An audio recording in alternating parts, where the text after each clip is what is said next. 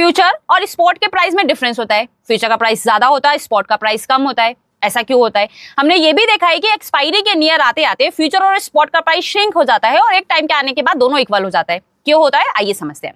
Future में खरीदना क्या होता है, जो फ्यूचर खरीदता है वो एक प्रॉमिस कर रहा होता है कि मैं पर्टिकुलर प्राइस में फ्यूचर में इसे खरीदने के लिए तैयार हूं, इस तरीके से फ्यूचर कॉन्ट्रैक्ट बना। लेकिन फ्यूचर का प्राइस हायर क्यों है?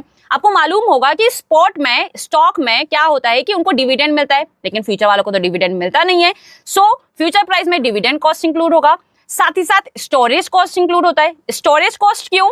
क्योंकि जैसे कि आपका ऑयल हुआ, गोल्ड हुआ, इसको रिजर्व करने के लिए स्टोरेज चाहिए, सो स्टोरेज कॉस्ट इंक्लूड होता है। साथ ही साथ इसमें इंटरेस्ट कॉस्ट भी इंक्लूड होता है, इस वजह से फ्यूचर का प्राइस हायर होता है। अब बात आती है कि दोनों श्रिंक क्यों होते जाते हैं?